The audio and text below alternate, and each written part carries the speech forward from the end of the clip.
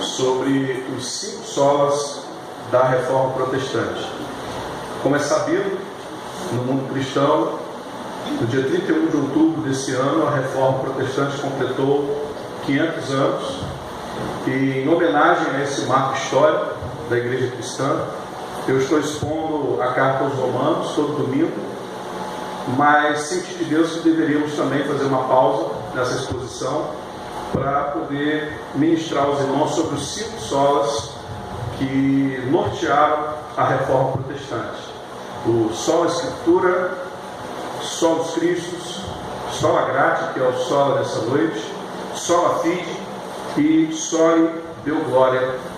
E nós já expusemos a sola Escritura domingo retrasado, solos Christus domingo passado, e nessa noite eu quero ministrar para a igreja o terceiro sola da Reforma Protestante, que é o sola Gratia. E para fundamentar essa ministração, eu quero ler junto com os irmãos Efésios capítulo 2, versículos 8 e 9. Eu não vou fazer exposição desse texto, naturalmente. Ele vai estar aqui apenas servindo de base para a ministração que eu vou fazer sobre o sola Gratia. Amém? Os irmãos encontraram o texto? Estão com a Bíblia aí? Observe aí a sua volta, se tem alguém sem Bíblia, compartilhe a sua Bíblia aí com o vizinho. Efésios 2, versículos 8 e 9 diz assim: pois vocês são salvos pela graça, por meio da fé, e isto não vem de vocês, é dom de Deus, não por obras, para que ninguém se glorie. Mais uma vez, pois vocês são salvos pela graça, por meio da fé, e isso não vem de vocês, é dom de Deus, não por obras, para que ninguém se glorie. Vamos orar mais uma vez. Pai querido, Pai amado, nós estamos aqui te adorando, te glorificando, te bendizendo, e é tão importante isso para nós. A nossa alma tem sede do Deus vivo, como disse o salmista. A nossa alma tem prazer, ó Deus, na tua presença, tem prazer, ó Deus, em te adorar, mas a nossa alma tem muito prazer, ó Deus, também em te ouvir. Por isso nós rogamos agora iluminação do teu Espírito Santo, que teu Santo Espírito possa abrir a nossa mente, o nosso coração, para entendermos, ó Deus, tudo aquilo que será ministrado nesse momento, e que ao final dessa ministração, o nome do Senhor Jesus seja engrandecido. Nós oramos, ó Deus, assim, em o nome de Jesus. Amém e amém. Então, meus amados irmãos, eu vou estar projetando aqui, a Sarinha vai estar me ajudando. Se os amados quiserem acompanhar lendo, fiquem à vontade. Eu vou estar falando sobre os 5 solas da Reforma Protestante. Introdutoriamente, eu queria dizer para os irmãos que a Reforma Protestante foi um movimento reformista cristão que culminou no início do século XVI por Martinho Lutero, quando, através da publicação de suas 95 teses em 31 de outubro de 1517, na porta da igreja do Castelo de Wittenberg, ele ali protestou contra diversos pontos da doutrina da Igreja Católica Romana, especialmente as indulgências, propondo uma reforma no catolicismo romano. Como também já disse nas outras ministrações, a data da reforma ficou marcada pelo dia 31 de outubro de 1517. Entretanto, o movimento de reforma já vinha se desenhando séculos antes. Outros homens já haviam se levantado, clamando e bradando por uma reforma na igreja. Entretanto, essas vozes foram silenciadas pela própria igreja. Falei na semana passada de John Hus, que foi um reformador, um pré-reformador, ele é conhecido historicamente como um pré-reformador, que tentou reformar a igreja, mas foi queimado vivo, considerado herege pela própria igreja. E John Hus, ao ser queimado, ele profetizou sobre a Reforma Protestante, e quando estava sendo queimado, ele disse para os seus algozes: vocês estão calando um ganso, mas daqui a um tempo Deus levantará uma águia, e a essa águia vocês não vão conseguir calar. E exatamente 100 anos depois, em 1517, no dia 31 de outubro, Martinho Lutero estava fixando na porta do castelo de Wittenberg as suas 95 teses, chamando os bispos, os teólogos da Igreja Católica para um debate sobre o valor das indulgências e deflagrando assim o movimento conhecido como Reforma Protestante. Os princípios fundamentais da Reforma Protestante são conhecidos como os 5 solas: sola Scriptura, solus Christus, sola gratia, sola fide e sola Deo gloria. Os 5 solas são frases latinas que definem princípios fundamentais da Reforma Protestante, em contradição com os ensinamentos da Igreja Católica Apostólica Romana. A palavra latina para sola significa somente ou só. Então, ficaria, traduzindo para o português, somente a Escritura, somente Cristo, somente a graça, somente a fé e somente a Deus toda a glória. Os 5 solas sintetizam o credo teológico básico dos reformadores. São pilares, são vetores, os quais eles creram ser essenciais na vida e prática cristã. Todos os 5 solas rejeitam ou se contrapõem aos ensinamentos da Igreja Católica Apostólica Romana. Hoje, como eu já disse, nós vamos conhecer um pouquinho sobre o terceiro sola, que é sola gratia. Só a graça. Somente a graça de Deus. Significados e implicações. Número 1. O que significa teologicamente sola gratia? A teologia reformada, ou seja, oriunda da reforma, afirma que a Escritura, a Bíblia Sagrada, e sua doutrina sobre a salvação enfatizam que a mesma é sola gratia.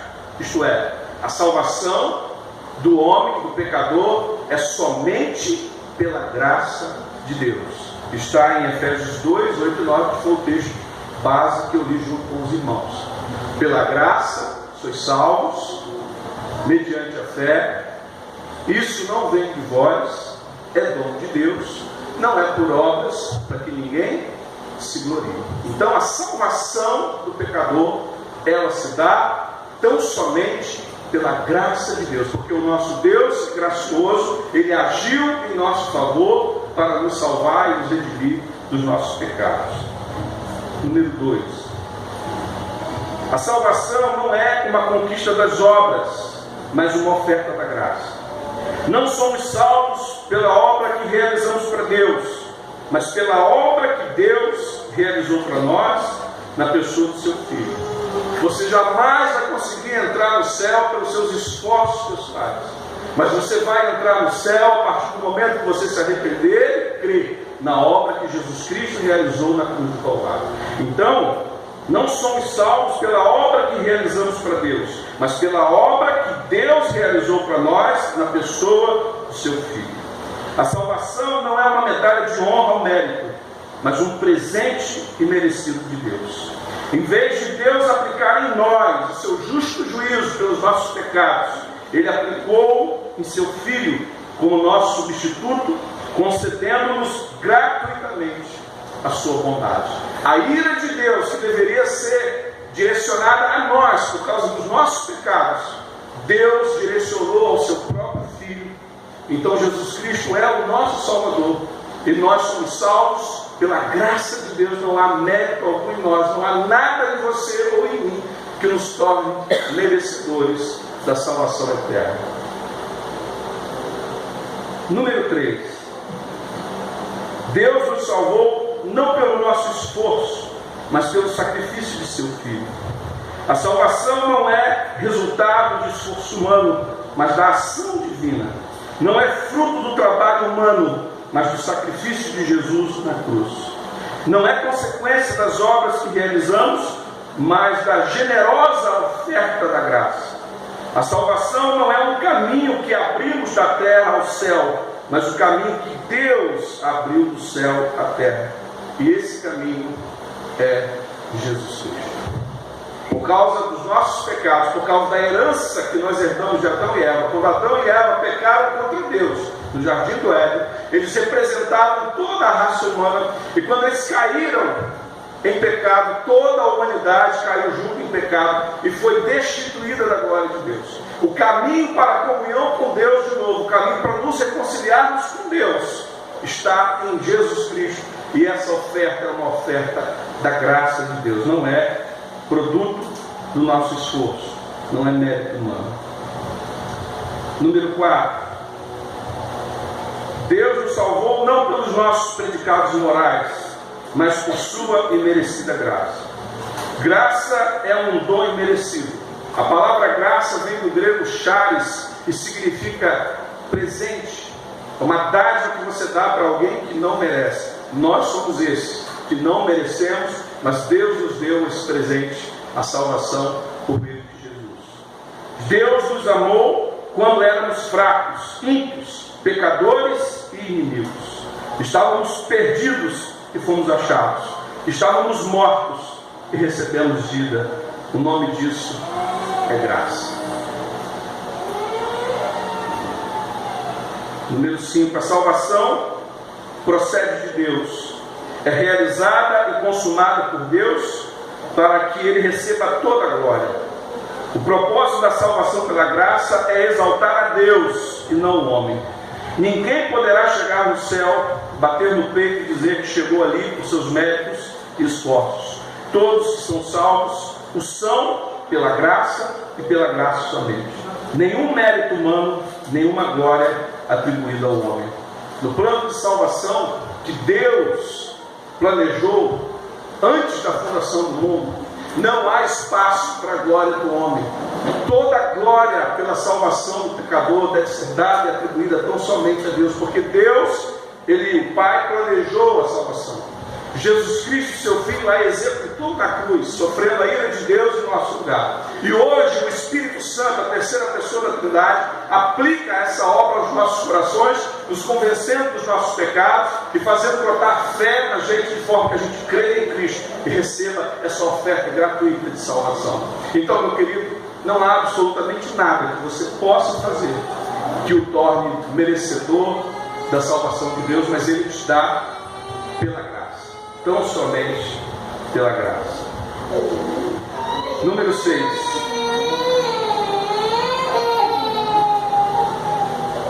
No contexto da reforma, irmãos, preste atenção, século XVI, isso significava contraposição à doutrina católica vigente, de que o homem poderia contribuir e cooperar com a sua salvação. Era ensinado naquela época que a salvação não era somente pela graça, por meio de Jesus, mas que a salvação era pela graça, por meio de Jesus, mas que o homem também ajudava, dava a sua contribuição para se tornar então merecedor da salvação. Então, o brado da reforma dos reformadores, que dizia somente a graça, se contrapõe justamente a esse ensinamento da igreja naquela época.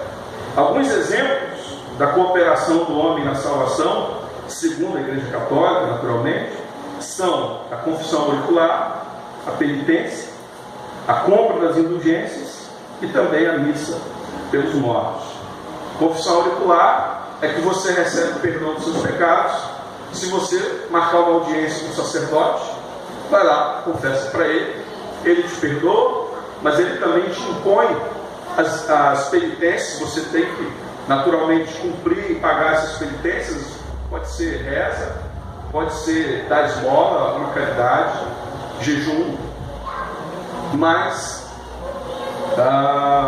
também tem a compra das indulgências. Eu já ensinei aqui nas ministrações anteriores que indulgência é perdão. E a Igreja Católica, naquele período da Idade Média, ela vendia as indulgências. Chegou um momento em que ela chegou a vender o perdão. Inclusive, eu disse aqui, vou repetir, que a Basílica de São Pedro de Roma, ela foi finalizada com dinheiro de indulgências. Começou-se a vender perdão para o povo, a fim de se arrecadar dinheiro também para concluir aquela obra faraônica que tem ali em Roma. E também uma outra forma do homem cooperar com a sua salvação, segundo a Igreja Católica, é a missa pelos mortos. Número 7. A Igreja Católica Romana oferecia duas alternativas para perdão de pecados após o batismo. Por isso que eles têm tanta pressa em batizar crianças. Porque para eles, a criança precisa ser batizada logo para não morrer pagando e não correr o risco de ir para o inferno. Porque o batismo, segundo também a Igreja Católica, é um sacramento. E se você passar pelos sacramentos da Igreja Católica, você está também agregando mérito para a sua salvação. A Igreja Católica oferecia duas alternativas para perdão de pecados após o batismo. Uma era a confissão auricular e a penitência. Não era suficiente confessar seus pecados ao sacerdote romano, era obrigatório também a prática de penitências. Na penitência, as práticas de exercícios espirituais como jejuns, esmolas, orações, flagelos, serviam como depósitos de fundos meritórios da vida eterna. Então, se você se confessava regularmente, se você seguia direitinho as penitências que o sacerdote lhe impunha, você ia juntando, somando méritos, como se fosse uma conta poupança espiritual, em que no dia que você morresse, você poderia apresentar essa conta diante de Deus e mostrar a Deus: olha quanta coisa eu fiz, então, de certa forma, eu mereço estar aqui porque eu fui um cara bom. Era mais ou menos esse o pensamento. Número 8. Outra forma da aquisição de perdão de pecados na Igreja Romana era a compra de indulgências. O maior comerciante de indulgências se chamava João Tetzel, em alemão é Johann Tetzel. Embora ele exigisse demonstrações de arrependimento para que a pessoa obtivesse uma indulgência, ele não via problema em concedê-la a alguém que já havia morrido, para que assim seu sofrimento no purgatório fosse amenizado. Eu falei que na semana passada, inclusive Johann Tetzel, ele criou uma cantilena sobre a venda das indulgências que dizia que assim que uma moeda no cofre cai, uma alma do purgatório sai. Isso virou uma cantilenazinha naquela época, as pessoas cantarolavam isso. Assim que a moedinha no cofre cai, a alma do purgatório sai. Era fácil. Bastava você dar uma boa grana que aquele seu ente que já morreu, seu pai, sua mãe, seu avô, você tirava ele do purgatório com grana, pagava e a alma saía de lá, segundo a teologia católica. Número 9. Quando a doutrina do purgatório foi estabelecida, em 503 da era cristã, a ceia passou a ser interpretada como uma oferta do próprio corpo e sangue de Cristo em favor do parente morto, seguindo um costume pagão de fazer ofertas por parentes mortos e orar por sua alma no aniversário de sua morte. Queridos, deixa eu explicar uma coisa para vocês.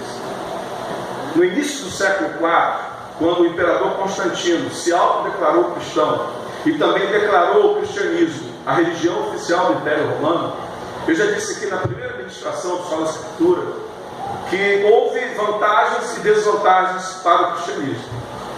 As vantagens em se ter a religião cristã como a religião oficial do Império é que as perseguições contra os cristãos cessaram.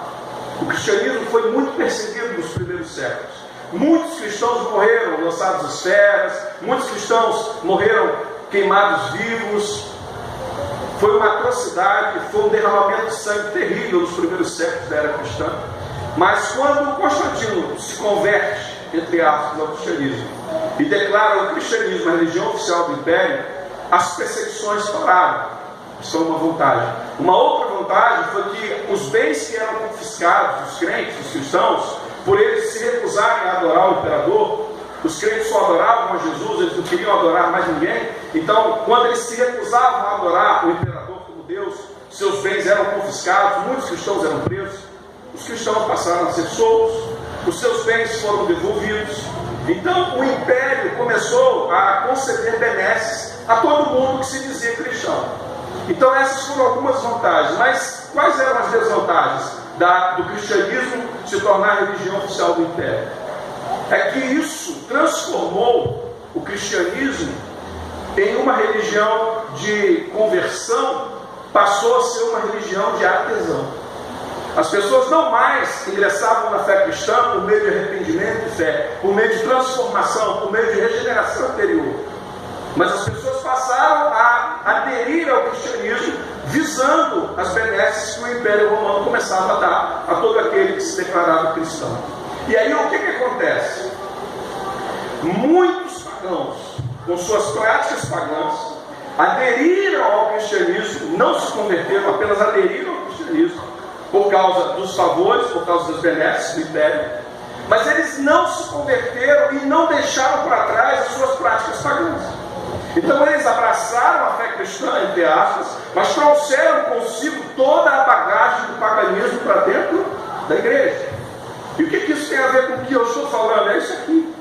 A ceia passou a ser interpretada como uma oferta do próprio corpo e sangue de Cristo em favor do parente morto, seguindo um costume pagão de fazer ofertas por parentes mortos e orar por sua alma no aniversário de sua morte. Isso é um ato pagão, isso não é um ato cristão. Não há base bíblica para se orar por mortos. A Escritura, a palavra de Deus, não tem um versículo sequer que fundamente esta prática. Mas essa prática foi abraçada pela igreja porque veio junto com o paganismo, quando os pagãos começaram a aderir à fé cristã em busca das suas benesses. Número 10.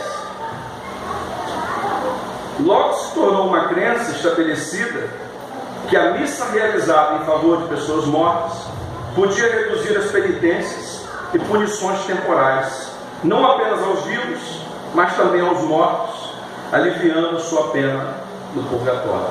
Então, veja como que a coisa vai se desenrolando e a coisa vai se desenvolver. Número 11.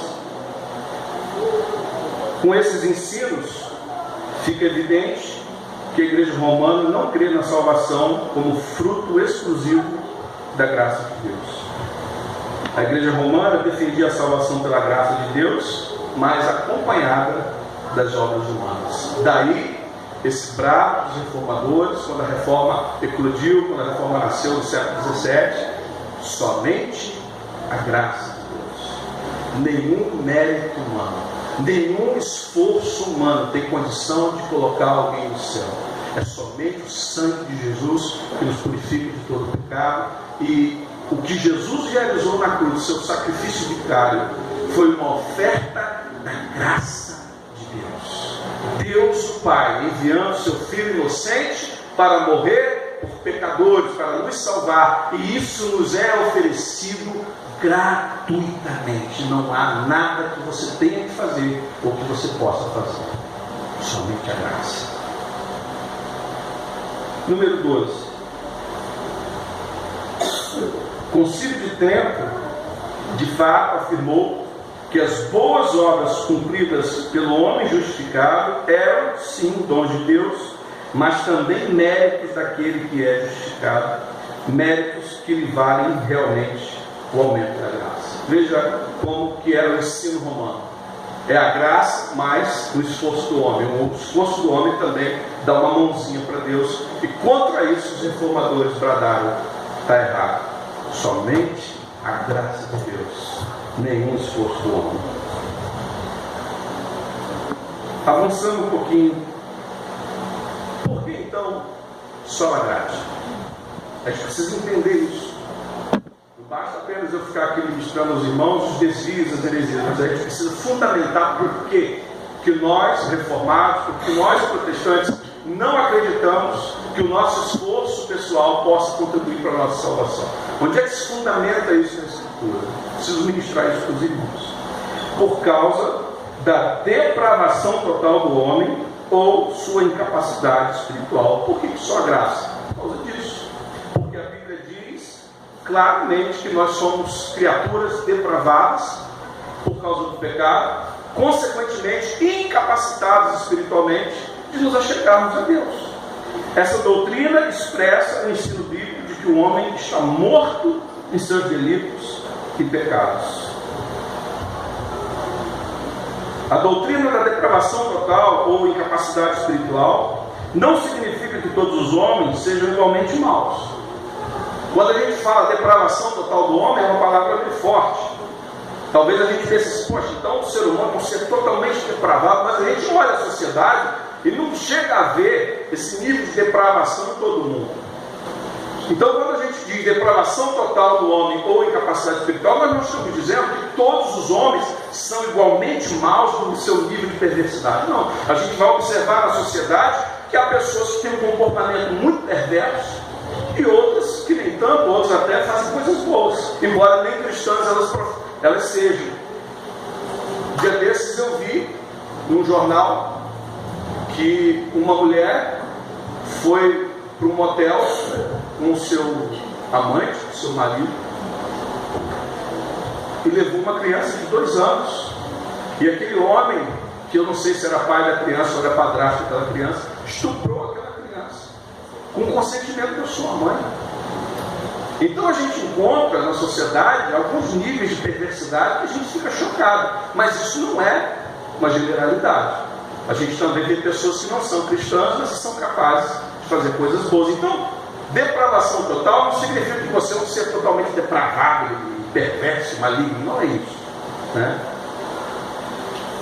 Nem que o homem é tão mau quanto poderia ser, alcançando assim o ápice da maldade. Senão, o mundo estaria insustentável. Nós não aguentaríamos mais viver nesse mundo se a coisa fosse realmente desse jeito.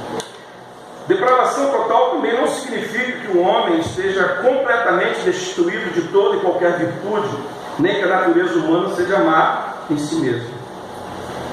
Essa doutrina ensina que, uma vez que um homem segue o curso do pecado, ele está completamente sujeito ao pecado, tendo motivações pecaminosas, inclinações pecaminosas, facilidade para pecar, está espiritualmente morto e, por isso, é incapaz de fazer ou querer qualquer coisa que o conduza à salvação, bem como é totalmente incapaz de merecer a salvação mediante suas próprias obras. É isso que essa doutrina bíblica da depravação total do homem, da sua incapacidade espiritual, é isso que ela quer nos ensinar e quer dizer. Um homem não regenerado pode, pela aplicação da graça comum de Deus, amar sua família, ser um bom cidadão, cultivando elevadas virtudes e valores morais, tais como a honestidade, a justiça, a bondade, a coragem. A gente vê isso aí. Pessoas que não são cristãs, pessoas que não frequentam igreja nenhuma, pessoas que não leem a Bíblia, mas ateus inclusive, mas que têm um caráter bom, uma pessoa que é um exemplo na sociedade, pagador dos seus impostos, uma pessoa gentil, uma pessoa educada, que trata bem seus filhos. Mas isso é produto da graça comum de Deus. Isso não torna uma pessoa justa aos olhos de Deus. Ela continua, aos olhos de Deus, um pecador carente da graça do Senhor. No entanto, nada disso está isento da mancha do pecado. Essa mancha está em nossa própria natureza e por isso tudo o que fazemos é imperfeito. O que é imperfeito não pode merecer o perdão perfeito de Deus. Somos todos pecadores e o nosso salário, isto é, a recompensa natural por nossos méritos, é a morte, segundo a Bíblia. A Bíblia diz que o salário do pecado é a morte. O que Adão e Eva mereceram, o pagamento que eles mereceram por pecarem contra Deus, foi a morte. Eles de fato morreram, foram separados da presença de Deus. E nós também fomos, porque nós somos herdeiros de Adão e Eva. Quando eles pecaram, nós pecamos juntos com eles. E nós então estamos também mortos, separados de Deus. Para recebermos vida, é preciso que Deus aja conosco de modo que vá além dos nossos méritos, dando-nos aquilo que não merecemos. Eu costumo ensinar aqui na igreja que só existe uma coisa que nós merecemos pelos nossos pecados.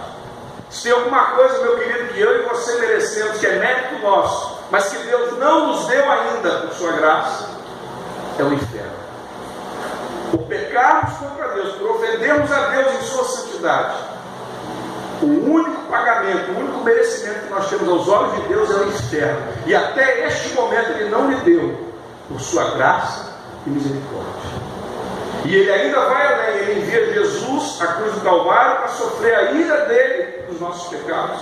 Jesus morre a nossa morte, para que assim nós tenhamos acesso a Deus novamente, nós sermos religados a Deus.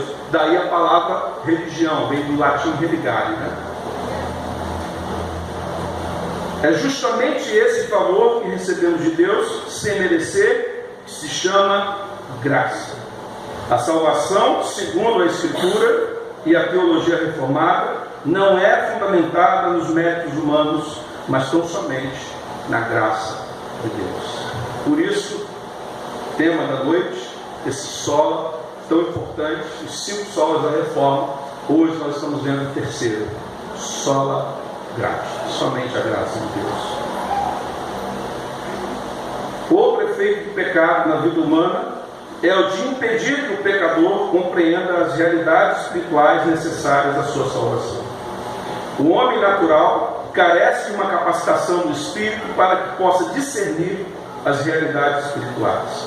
Sem essa capacitação, ele jamais compreenderá a extensão e a gravidade de seu pecado e, consequentemente, jamais compreenderá a sua necessidade de salvação. O homem natural está cego em seu entendimento. É outro efeito que o pecado trouxe sobre o homem, foi a obscuridade, o obscurecimento da sua mente. O homem natural, o homem sem Jesus, o homem sem uma ação do Espírito Santo na sua vida, ele não consegue entender a sua realidade espiritual caída. Ele acha que ele é bonzinho, ele acha que ele dá uma esmola para o garoto no sinal de trânsito, ele está fazendo uma boa obra, que ele é bacana. Ele acha que por botar o alimento na mesa, pão em casa para os seus filhos, ele é um cara muito bom. Ser fiel à sua esposa, nossa, eu sou muito bom. Ele não consegue compreender que ele é naturalmente caído, ele é um ser que tem inclinações para o pecado. Você pode até muitas vezes não pecar por ações, mas você vai pecar por pensamentos, você vai pecar através de emoções negativas, sentimentos malignos, você vai pecar pela cobiça, você vai pecar pelos olhos. Ele explica o fundamento, ele explica detalhadamente o mandamento. Ele diz assim: está escrito, não matarás. Mas em verdade vos digo que aquele que sem razão odiar o seu irmão, se encolerizar contra ele, já o matou. Então muitas vezes você não é capaz de pegar uma pistola e descarregá-la naquela pessoa que você não gosta dela, e você acha que você é bom por isso, mas você a odeia no seu coração, você não fala com ela. Quando ela vem na mesma calçada, você atravessa a rua.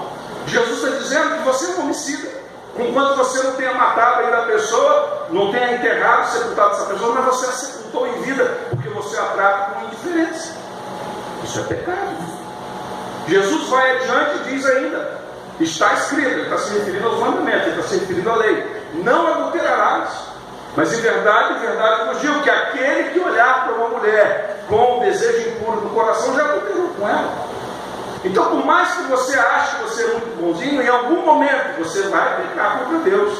Muitas vezes não cometendo o ato em si, mas no seu coração você nutre pensamentos na sua mente impuros, sentimentos impuros no seu coração. Você é um pecador carente da graça de Deus. Não há justiça em você, não há nada de bom. Quando Deus olha com seus olhos santos e puros para a humanidade caída, Ele não encontra nada de bom na gente, por causa do nosso pecado. E sem a iluminação do Espírito, sem a ação do Espírito Santo, a gente nunca vai conseguir entender essas coisas.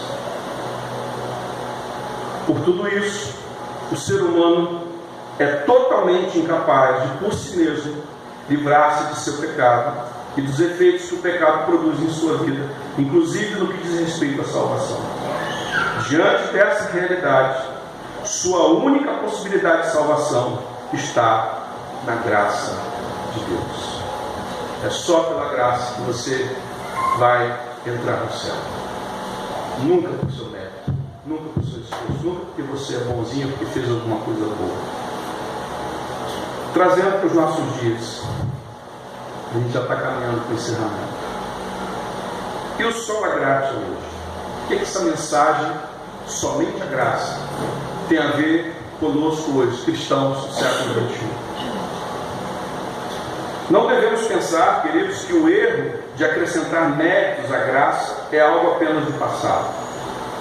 Lamentavelmente, hoje, no cenário evangélico brasileiro, o entendimento que a obediência restrita a usos e costumes humanos, que a gente chama de legalismo, ajudam a obter e a preservar a salvação.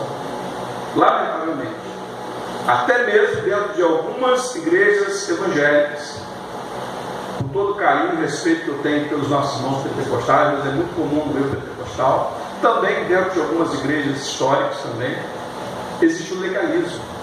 As pessoas entram pela igreja, para a igreja, aderem à fé por meio de Jesus, mas começa-se a lançar sobre os fiéis, sobre os irmãos, um fardo pesado do legalismo, como se, através de obediência a usos e costumes criados pelo homem, o ser humano pudesse alcançar a salvação ou até mesmo manter a sua salvação. Daí começam-se aquelas coisas: mulher não pode usar maquiagem. Em alguns lugares ainda existem esse tipo de atitude, esse tipo de doutrina, de dogma, onde as mulheres não podem usar maquiagem, porque se usar maquiagem é pecado. Mulher não pode usar roupa de homem, usar uma calça jeans para vir na igreja, porque isso é pecado. E se é pecado, perde a salvação. Então, a salvação não é produto da graça. Produto da graça, mas você também precisa dar a sua contribuição. Você precisa seguir uma cartilha de regras. Lamentavelmente, isso acontece. Para ir na praia, o jovem não pode entrar no mar com uma bermuda. Ele tem que andar de camisa de mão comprida e calça. Eu já testemunhei essa cena. Certa feita, lá em Gruçaí, eu estava na beira da praia com a minha família e eu vi de repente um jovem chegar. Ele pegou a calça, dobrou até a altura da canela, pegou a camisa, dobrou até aqui, e ele foi lá, entrou no mar, camisão, calça, tudo. Eu fiquei assim, Senhor. Por que isso? Por que esse rigor tão grande, né? Será que isso acrescenta alguma coisa, me dá mais virtude aos olhos de Deus? Então a gente tem que trazer a mensagem da graça para hoje.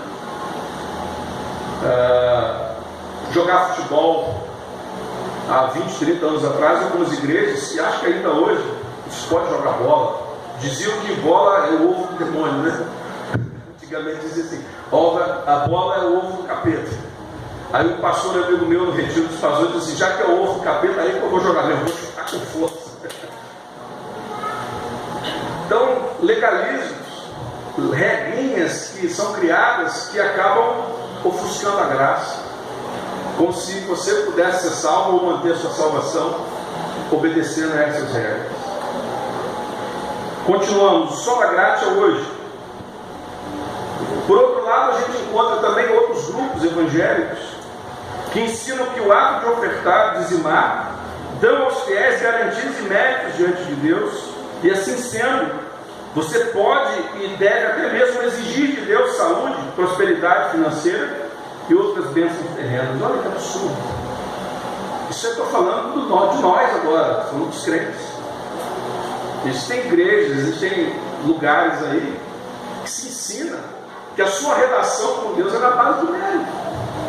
Querido, a nossa relação com Deus, não só a nossa salvação, mas a nossa relação com Deus é uma relação baseada na graça.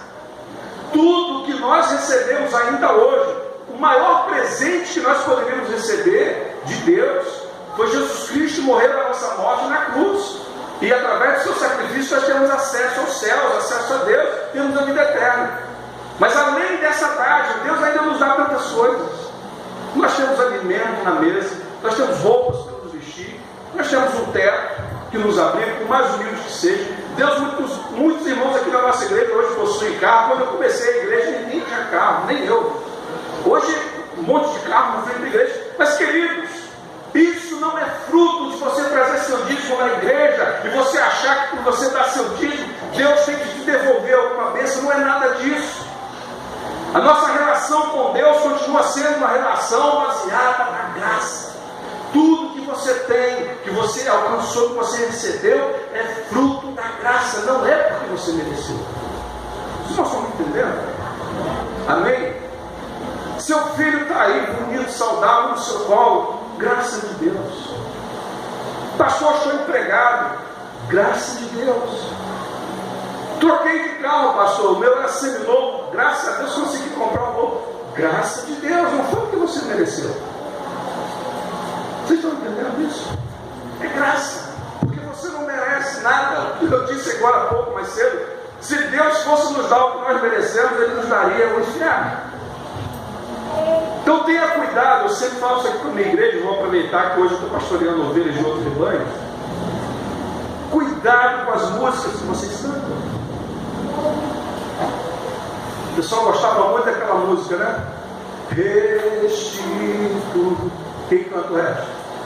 Eu quero de volta, eu quero Deus. O que é seu? O que você merecia por Adão e Eva terem pecado contra Deus? O que era seu? O que era garantido para você por causa do pecado? O que é? Quem sabe dizer? O inferno. O que você merecia e eu merecia por causa dos pecados dos nossos pais e também pelos nossos pecados era inferno. Então cuidado quando você cantar e achar muito bonito e começar a se emocionar. Restitui. Porque se Deus resolver restituir, você vai para o inferno. Porque tudo que você tem não é mérito seu, é fruto da graça. Amém? Estão entendendo? Somente a graça. Só a graça. E ainda há grupos que ensinam que a salvação é pela graça, porém com acréscimo da observância da lei. São os judaizantes modernos. Tem muito cristão aí que diz que é salvo por Jesus, mas que quer guardar a lei. Tem que guardar o dia. Se você não guardar aquele dia, você vai para o inferno. Se você comer carne de porco, você vai para o inferno. Se você tomar café, você vai para o inferno. Se fizer isso, isso é lei. Você não é salvo pelas obras da lei, você é salvo pela graça. Essa mensagem, irmãos, ela é libertadora.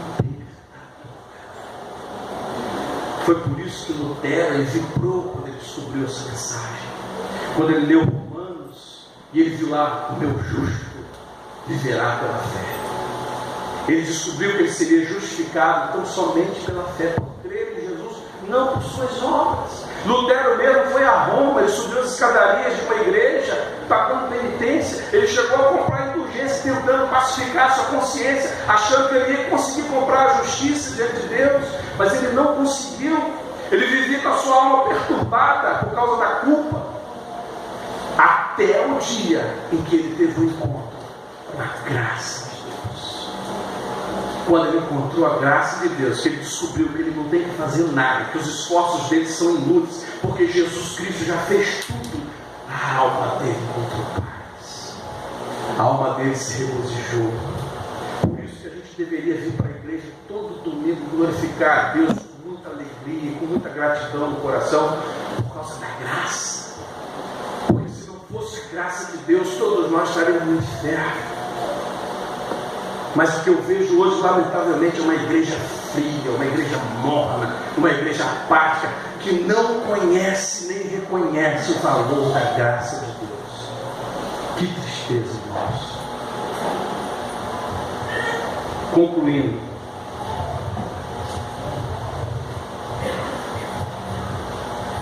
para comemorarmos apropriadamente os 500 anos da Reforma Protestante, precisamos valorizar a graça como base da nossa relação com Deus. Por mais que seja verdade que nossas boas obras serão recompensadas, isso eu estou falando de galardão, salvação não é questão de merecimento, até mesmo porque nenhum homem seria capaz de merecê-la. O Catecismo de Heidelberg resume esse ensino sobre a graça e a justificação da seguinte forma: creio que Deus, por causa da satisfação em Cristo, jamais quer lembrar-se de meus pecados e de minha natureza pecaminosa, que devo combater durante toda a minha vida. Mas Ele me dá a justiça de Cristo pela graça, e assim nunca mais serei condenado por Deus. Reafirmamos que na salvação somos resgatados da ira de Deus unicamente pela graça. A obra sobrenatural do Espírito Santo é que nos leva a Cristo, soltando-nos de nossa servidão ao pecado e erguendo-nos da morte espiritual à vida espiritual. Por isso, só graça, somente a graça de Deus e nada mais. Então, concluindo essa mensagem, essa ministração, nós já tivemos a primeira ministração só na Escritura. O que significa isso? A Escritura, a Bíblia Sagrada, é a autoridade máxima, regra de fé e prática na vida da igreja. Não é a igreja que está acima da Escritura, é a Escritura, é a Bíblia que está acima da igreja, contrariando o ensino católico. O ensino católico dizia que a igreja, o magistério da igreja, a tradição estão acima da Escritura. Os reformadores disseram só a Escritura, só a Bíblia é a regra de fé e prática da igreja, só a Escritura é infalível, só a Bíblia, a palavra de Deus é inspirada. Os concílios, os catecismos, as confissões de fé, elas contêm erros, elas são falíveis, mas a Escritura, ela não falha. Vimos semana passada só os Cristos. O que significa só os Cristos? Somente Cristo é o mediador e o salvador da igreja. Ninguém pode se equiparar a Jesus Cristo. Nem os santos podem interceder por nós, nem Maria pode ser colocada ao lado de Jesus como medianeira. Somente Cristo é o nosso salvador e o nosso mediador. E hoje, nessa noite, eu estou encerrando, ministrando sobre a graça. Somente a graça. Nenhum mérito para nós, nenhum esforço humano, nada que possamos fazer nos tornará merecedores de salvação aos olhos de Deus. A salvação, ela é produto da graça, favor imerecido. Queria convidar os irmãos a lermos juntos os textos que fundamentam tudo isso que foi exposto para os irmãos. Queria pedir aos irmãos um esforço final agora, para fazermos uma leitura bonita. Vamos lá? Bem bonitos? Efésios 2, 1 e 2. Vocês estavam mortos em suas transgressões e pecados, nos quais costumavam viver quando seguiam a presente ordem deste mundo e o príncipe do poder do ar, o espírito que agora está atuando nos que vivem na desobediência. 1 Coríntios 2,14, mais bonita, igreja. Vamos lá? Quem não tem o Espírito não aceita as coisas que vêm do Espírito de Deus, pois lhes são loucura, e não é capaz de entendê-las, porque elas são discernidas espiritualmente. 2 Coríntios 4, 3 e 4. Mas se o nosso Evangelho está encoberto, para os que estão perecendo é que está encoberto. O Deus desta era cegou o entendimento dos descrentes, para que não vejam a luz do Evangelho da glória de Cristo, que é a imagem de Deus. Romanos 6, 23. Pois o salário do pecado é a morte, mas o dom gratuito de Deus é a vida eterna em Cristo Jesus, nosso Senhor. E os dois últimos ali, peço aos irmãos um pouco mais de entusiasmo agora, que é para encerrar. Vamos lá? Pois todos pecaram e estão destituídos da glória de Deus, sendo justificados gratuitamente por sua graça, por meio da redenção que há em Cristo Jesus. E Efésios 2, 8 e 9. Pois vocês são salvos pela graça, por meio da fé, e isto não vem de vocês, é dom de Deus, não por obras, para que ninguém se glorie. Que Deus, meus irmãos, nos abençoe e aplique a sua palavra aos nossos corações.